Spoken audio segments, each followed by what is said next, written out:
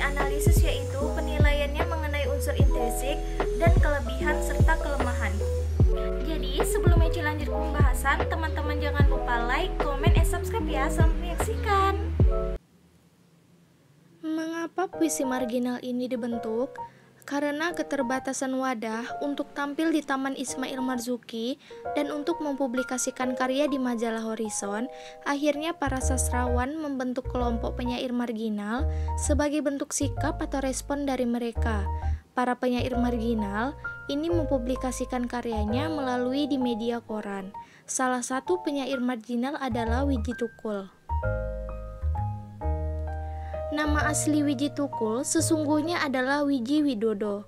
Nama Widodo diubah menjadi Tukul oleh Cempe Lawuwarta, anggota bengkel teater yang diasuh oleh penyair W.S. Rendra. Wiji Tukul berarti biji tumbuh. Yang khas dari puisi Wiji Tukul adalah bahwa ia bukan penulis puisi tentang protes, melainkan sosoknya menjadi simbol akan protes itu sendiri. Karena itu, puisinya gampang melebur dalam setiap momen pergolakan dan sebagai aksi protes. Berikut adalah puisinya yang berjudul Peringatan yang saya analisis. Penilaian dari unsur intrinsik. Yang pertama, tema mayornya. Tema mayornya mendapat 3, yaitu ada perjuangan, pahlawan, dan keadilan. Yang kedua, tema minornya mendapat 2, kehidupan yang terancam, dan tuntunan sebuah perjuangan. Yang ketiga, amanat tersuratnya mendapat 3, seseorang pemimpin harus bisa menjadi teladan bagi seluruh rakyat, pemimpin tidak boleh seenaknya sendiri, dan sebagai rakyat kita juga harus memiliki keberanian dan mengambil tindakan bila melihat kondisi yang benar. Selanjutnya, amanat tersirat itu mendapat 1, sebaiknya rakyat bersama pemerintah bersatu untuk memperbaiki negara ini, bukan sebagai menghakimi satu sama lain. Yang kelima, pola larik 4-5 kata dan 8-12 suku kata. Di sini mendapat 17 larik dan yang hanya memenuhi itu hanya 14 larik. Selanjutnya, pola bait, jumlah bait koheren dan unity itu mendapat 4 bait dan tiap baitnya sudah koheren. Di sini tidak mendapat pola rima. Selanjutnya diksi. Diksinya, suara dibungkam, kritik dilarang tanpa alasan, dituduh subversif dan mengganggu keamanan. Pada lirik tersebut, penyair mengungkapkan alasan ia kecewa terhadap perilaku penguasa yang merugikan rakyat.